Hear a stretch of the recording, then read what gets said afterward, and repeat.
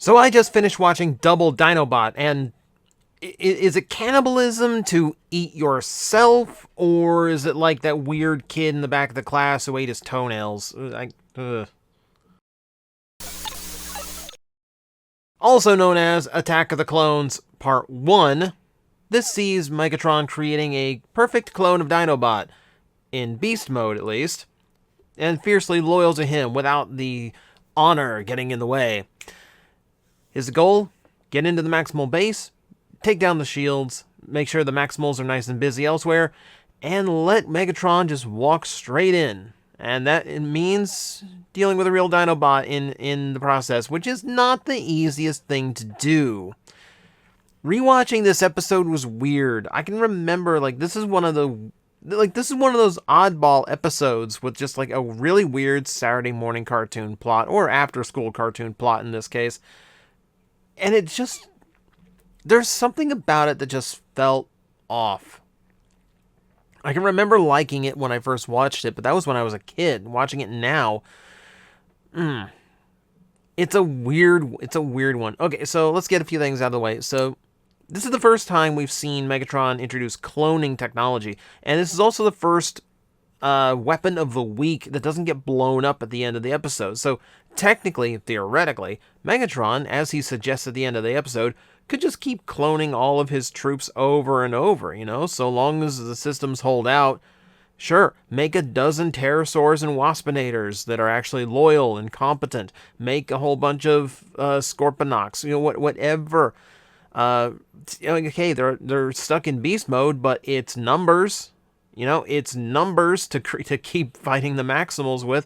If they've got a dozen Tarantuluses and Black Arachnias sieging them with webs and poison, that's gonna be a little bit hard to deal with. But of course, this isn't the only time we're going to see Megatron dabble in cloning. We'll have to wait till Season 3, but it's actually pretty convenient that the cloning tech is established now, so we can set it up later on when we need it. And I'm actually really curious what came first. The show's decision to kill off Dinobot and bring him back as a clone, or Hasbro having a new Dinobot toy in the works and telling the guys at the show, we need you to get rid of Dinobot so we can introduce Dinobot 2. So I don't know. I would love to know. I would love to actually talk to the writers someday and actually ask that question. And this is also the episode where, because we're dealing in cloning, we actually learn that Transformers have DNA now. And this is before the concept of CNA came about. The actual robotic equivalent. Now, we do know that Beast Wars characters do have organic components, simulated or otherwise, and we know that thanks to Beast Machines.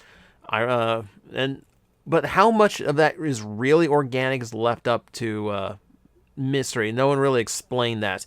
Though the fact that Dinobot can devour his entire clone leads me to believe that he is mostly an organic creation with likely very little metallic element, or if anything, maybe a rudimentary skeleton.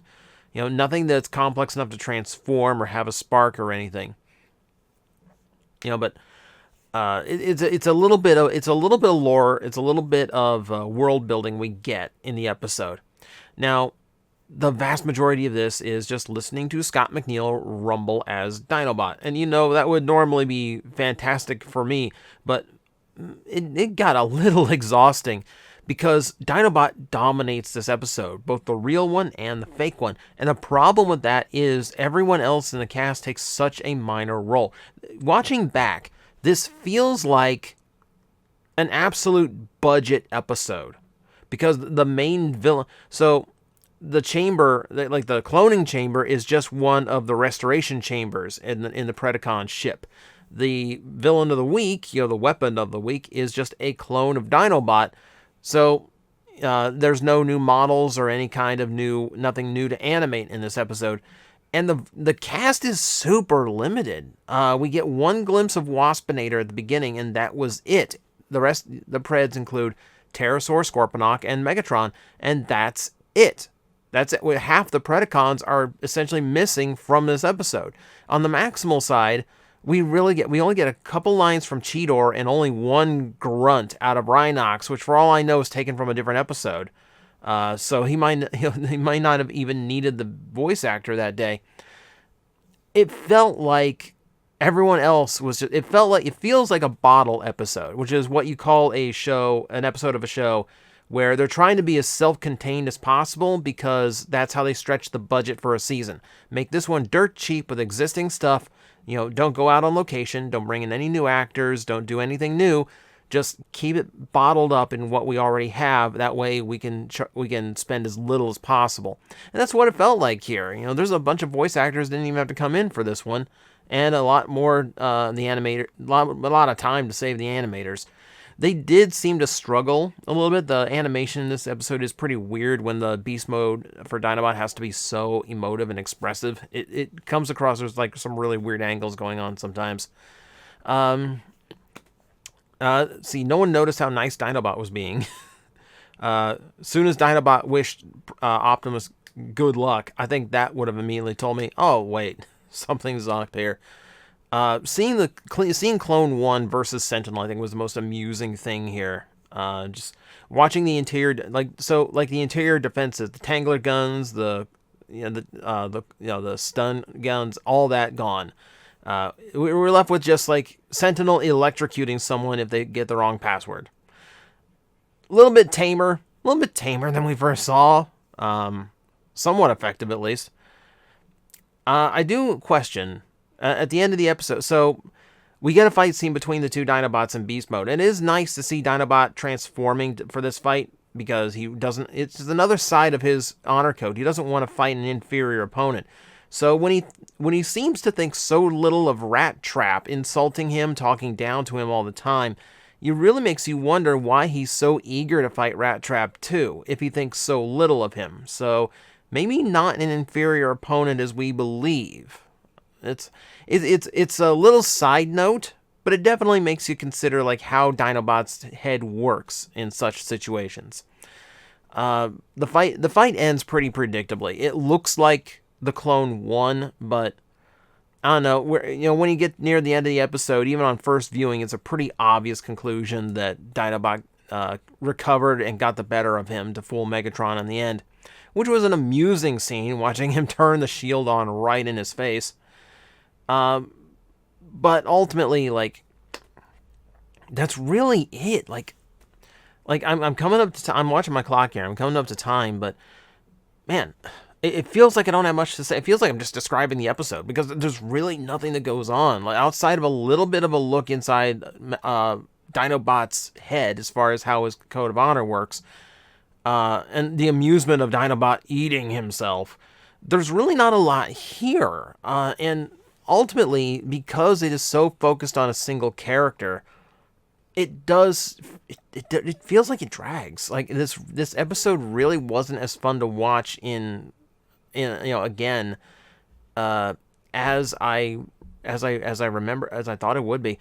So as I have to state, scores are relative to the series they are in. In that case, Double Dinobot, honestly, I'm giving my lowest grade yet. I'm giving it a skippable. There's really nothing of merit in this episode. I found the premise is a typical, cartoon plot of the week, and there's really no interesting twist to it. And because it is so focused on Dinobot and so limited in character, there's just really not a whole lot going on. It just feels like I said, it feels like filler. And it's unfortunate because having a duplicate of Dinobot. See, G1 did a clone episode, and that one actually, I think, played it out better than Beast Wars did. And when we look back at G1 and judge it as a glorified toy commercial, and then look at Beast Wars as a very well-written cartoon, I shouldn't be able to say G1 did the exact same plot better, but here we are. So that's going to be it for Double Dinobot. Join me tomorrow. I'm sure the next episode will be a little bit more favorable, and hopefully I will see you then. Guys, I am facing the most powerful enemy any YouTuber can face, the algorithm, and I need your help to defeat him. Hit the like button, hit the subscribe button, hit the notification bell, and leave a comment. Every time you do, we attack that algorithm and we drive it back until it can no longer defeat this channel. Thank you very much.